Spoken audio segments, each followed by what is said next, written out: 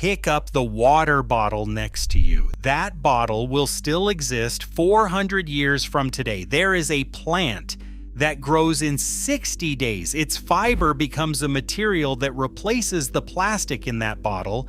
It biodegrades in 6 months.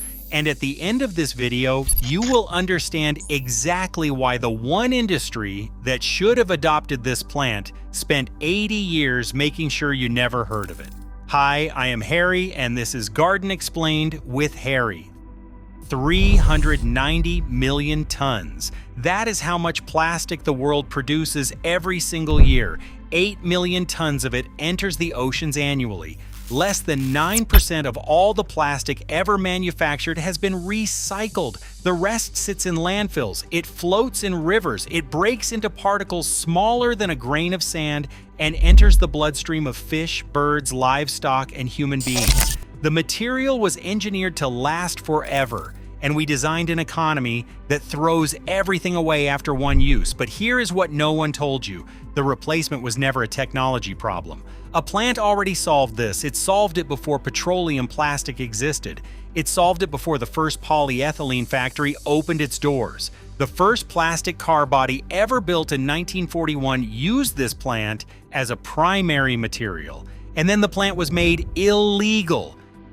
This plant grows to full maturity in 60 to 90 days, a single growing season. It reaches heights of 8 to 15 feet. No pesticides required, no herbicides required. The canopy grows so dense that it shades out competing weeds on its own. It tolerates poor soil. It tolerates drought. It grows in nearly every climate zone on Earth from northern Canada to the subtropics. But the real value is inside the stem. The outer fibers of this plant contain up to 70% cellulose, the base molecule for plant-based plastics. While the entire hemp stalk averages around 45 to 50% cellulose, it grows exponentially faster than traditional timber.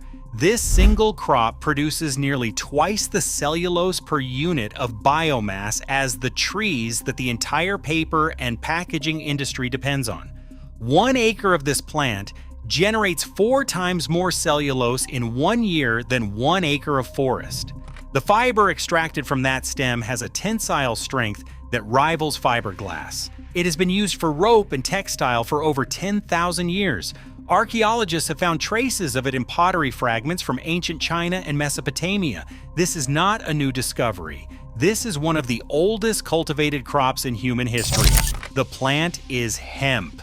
Cannabis sativa grown for industrial fiber, not for anything else. And the confusion between the two was not an accident. That confusion was manufactured. It is the hinge of the entire story.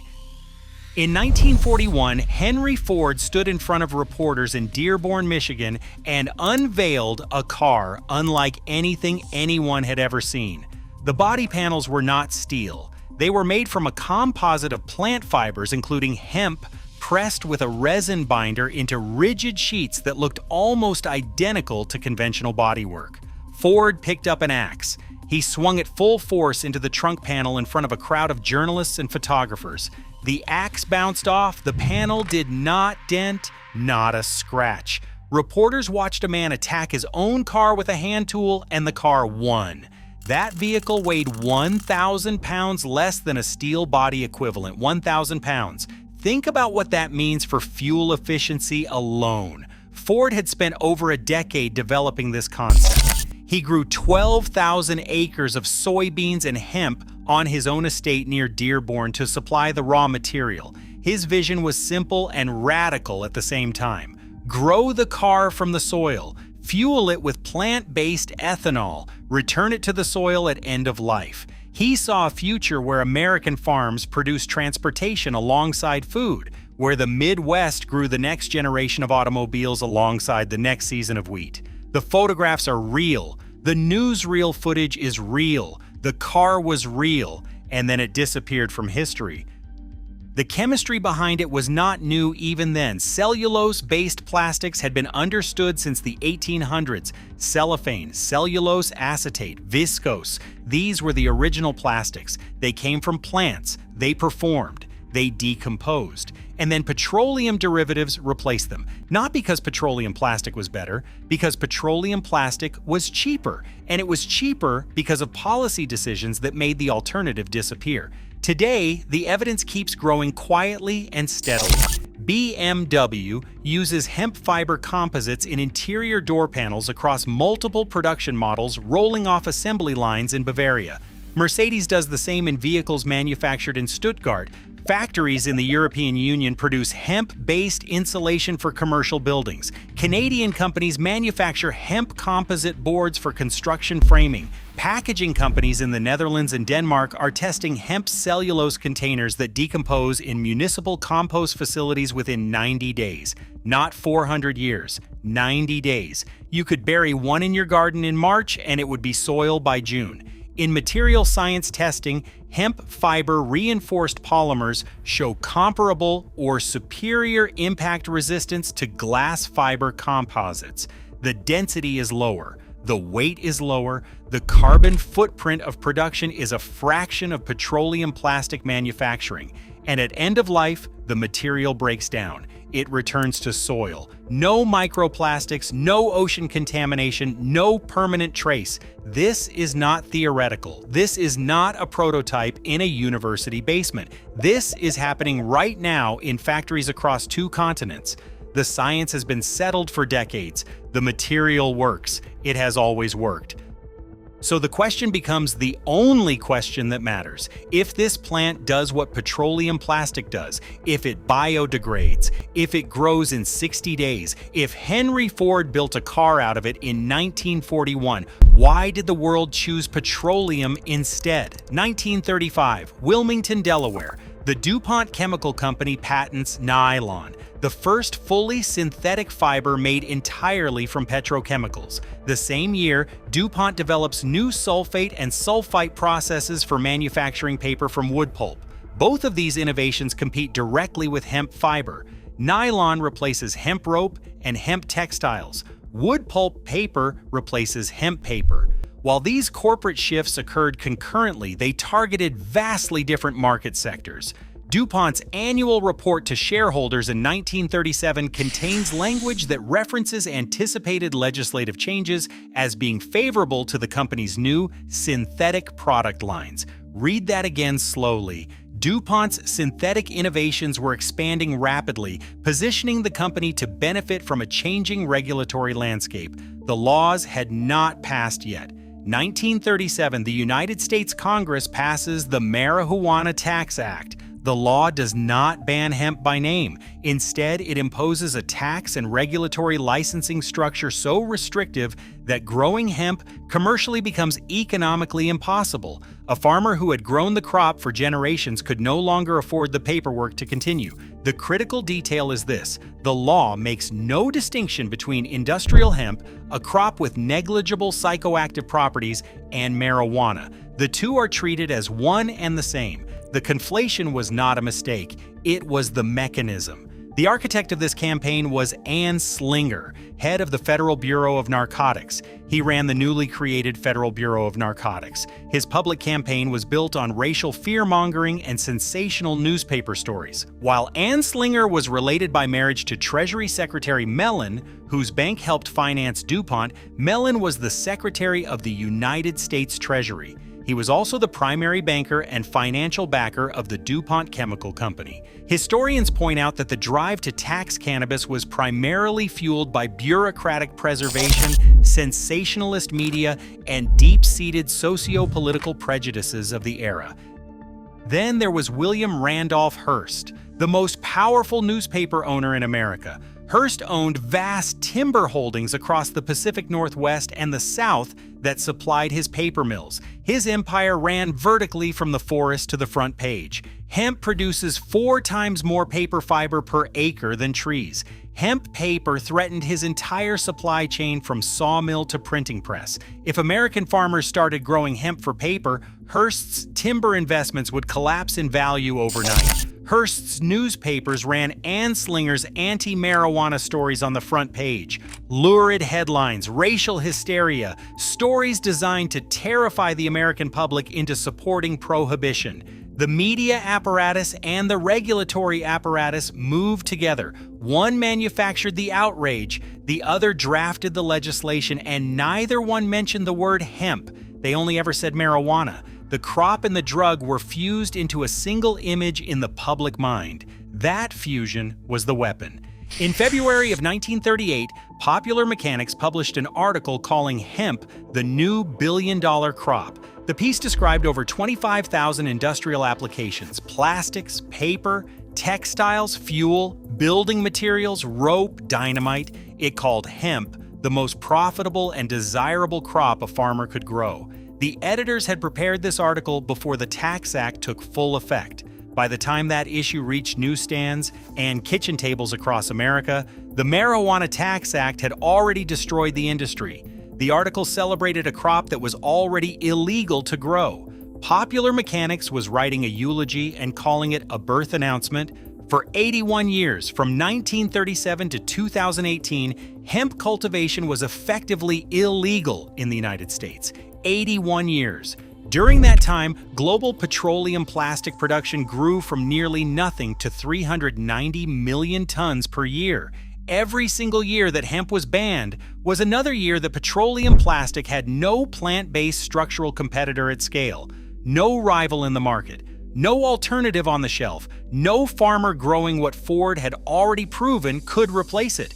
The patent record tells its own story. Throughout the mid-20th century, multiple patents were filed for hemp-based bioplastic processing methods. Some were acquired by companies with direct ties to the petrochemical industry. Some were allowed to expire without ever being commercialized. The pattern is not unique to hemp. It mirrors what happens in pharmaceuticals when a large company buys a competing drug patent and shelves it. You do not need to destroy the competition. You just need to own it and do nothing. 2018, the Farm Bill passes. Industrial hemp becomes legal again in the United States. 81 years after the ban, 390 million tons of annual plastic production later, 8 million tons entering the oceans every year later.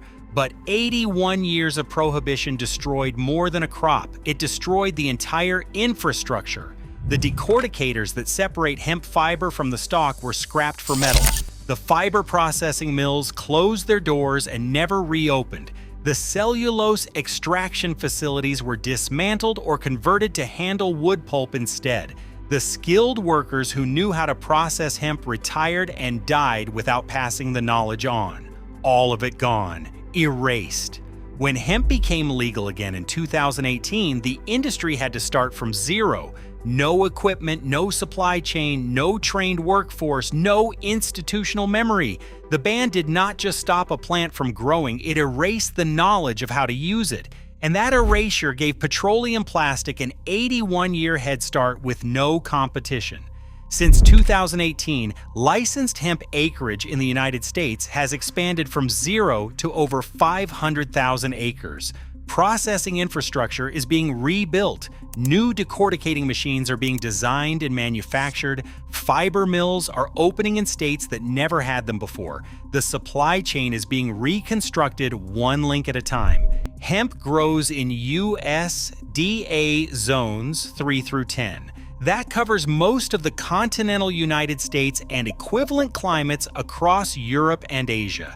It requires roughly half the water of cotton. It sequesters carbon at rates comparable to or exceeding forest growth on a per-acre basis. A single growing season of 60 to 90 days produces a full cellulose harvest.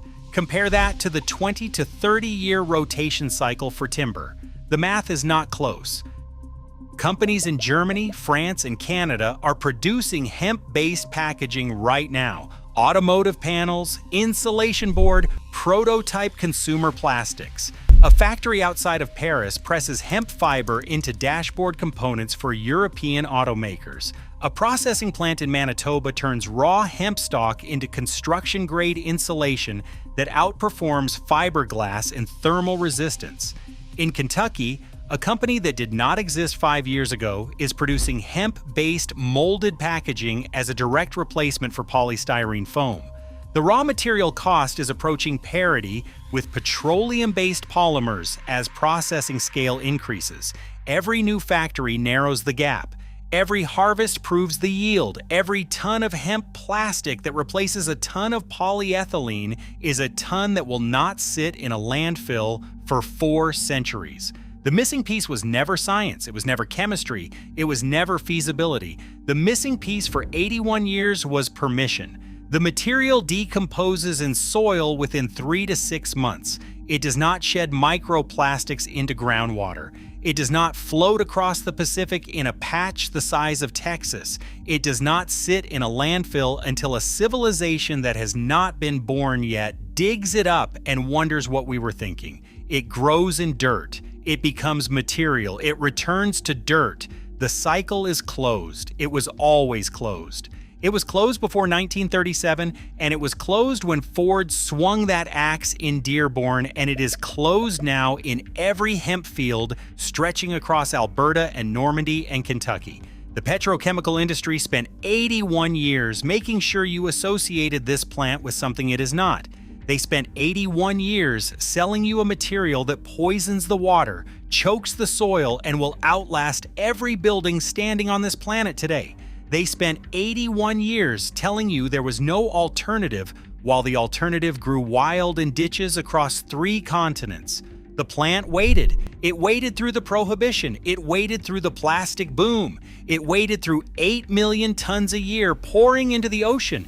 It waited through every earnings call and every shareholder meeting and every petroleum lobby dinner in Washington. It has been waiting for 10,000 years. It does not care about quarterly earnings or shareholder reports or lobbying budgets or the price of a barrel of crude oil. It just grows.